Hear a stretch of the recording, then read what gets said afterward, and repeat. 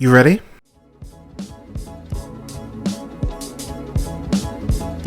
You're listening to the Real Pineapple Podcast Network.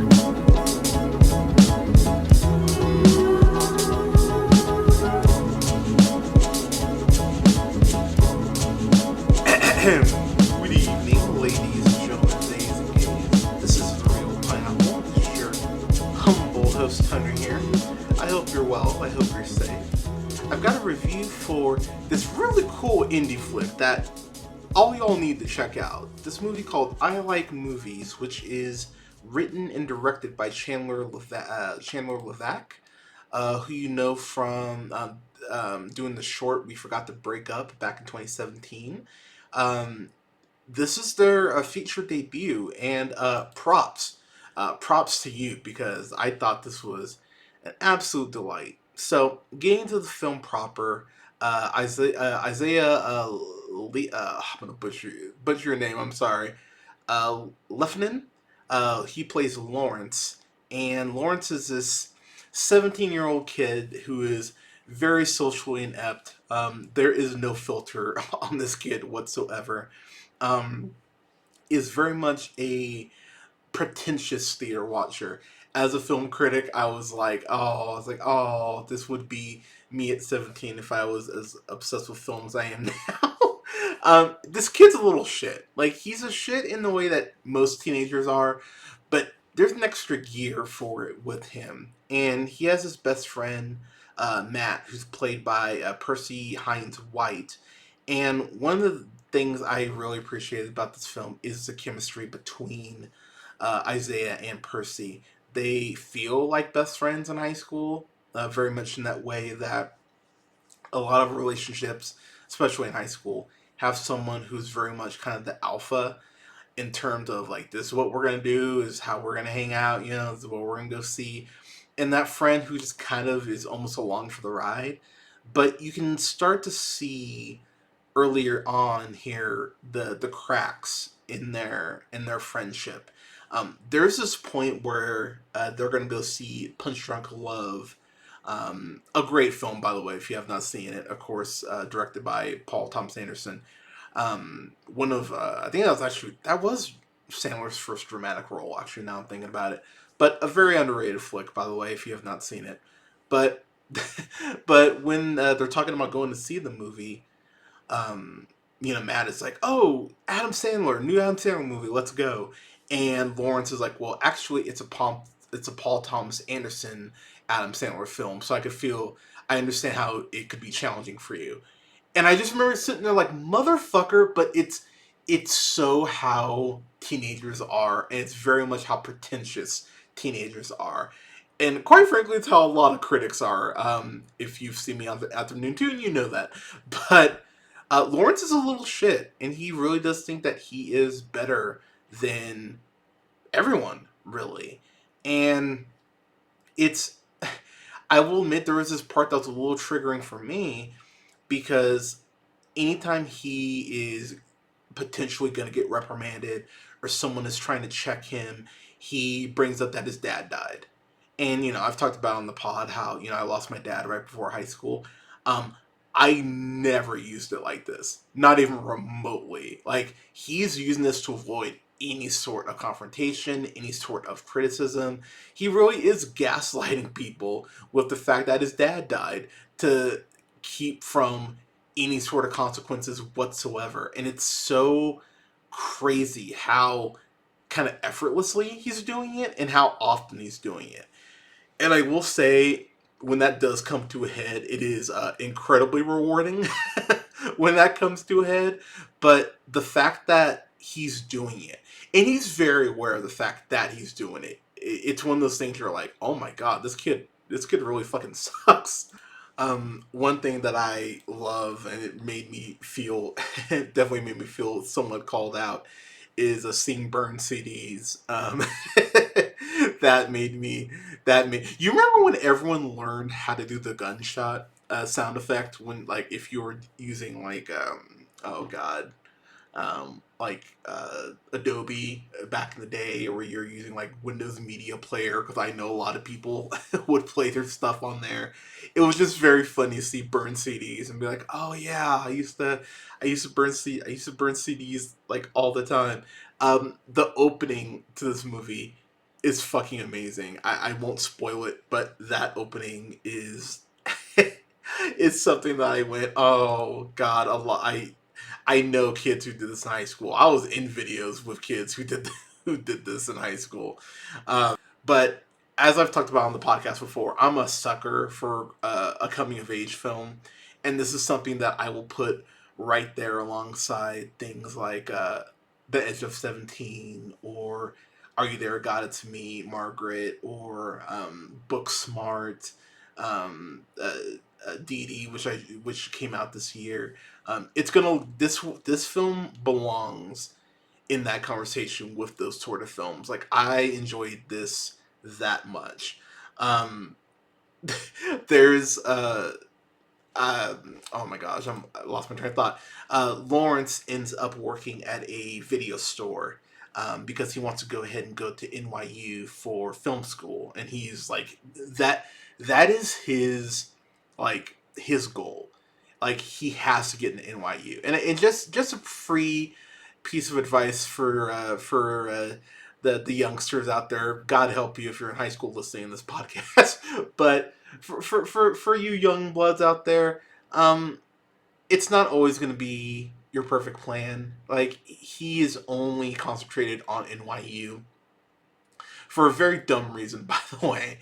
But it's one of those things where this is actually a very good lesson that you need to learn to be flexible, and that you can still get to your destination even if the path you take there isn't the exact path that you were wanting to go ahead and originally take. I think that's a very important lesson, and that's something that the film really does hammer home. That I'm happy that the film uh, brings up at multiple points. Um, One of the things too that this film talks about is the relationship with teenagers and their parents, and because Lawrence is growing up with a single mom, it's quite difficult, and you see these moments. There's this moment in particular where they're talking about his dad's death, and why he's gonna, in theory, be better than him. But his mom, Terry, who's played by Krista Bridges, who you're gonna know from Heroes Reborn, most likely she played Anne. She played Anne on there, but they have this very drag out conversation that I was sitting there going, "Yeah, I'm on the mom's side on this." Lawrence is a dick to her. Like plain simple, he's a dick to her. And there's even a point where Matt is like, "Dude, why are you being such a dick to your mom?" And you can just see how people around Lawrence are slowly kind of just getting over his shtick and over his shit. So Lawrence, once he goes ahead and he starts working at this video store, he is being managed by Alana, who's played by Romina Dogo, um, who you most likely know from the TV show 12 Monkeys, or Coyote. I loved her in this because she's really one of the few people to check this dude, and it's very interesting that her running this uh, video store, and there's this point where Lawrence kind of goes like, "Oh, like I don't want to work in a video store for the rest of my life. I have greater aspirations than that." Real dick thing to say. But when you find out why Alana is working in the video store and why she's okay with it, it's well, or may not be okay with it. It's it's a trip, and the story that you hear, it's one of those things where you go, huh. And it's one of those things where it really does make you wonder how many times this has potentially happened. That's what I'll say without getting too much into it. But I really like the juxtaposition that Alana and Lawrence do have, and the conclusion at which they arrive at, and the way that we get there. To put it mildly, it's some shit. But again, she's really one of the few people to actually to actually check him. And it's really ironic how when they first start working together, Alana tells Lawrence how, if you're going to work here, you need to learn how to go ahead and leave your problems at the door, and how that manifests in the kind of the conclusion of Lawrence's journey without giving too much away. But there are these really interesting moments of self-reflection that Lawrence has that are unintentional moments of self-reflection. There's this point where he's talking to Alana during his initial job interview, and he goes, my mom has been trying to get me on medications because I have serious emotional problems or whatever. And the way he's so flippant about his emotional issues, it's definitely one of those things you go, whoa, whoa, whoa, what? Can we rewind that? That seemed like that was important. There's this conversation that Lawrence and Matt have about placeholder friends that is so fucking brutal. But I know so many people are going to hear that speech and go, "Oh, I've had people try to pull this shit with me." Or maybe you've pulled that shit yourself, but it was it was one of those things where I went, "Oh, that's really unfortunate."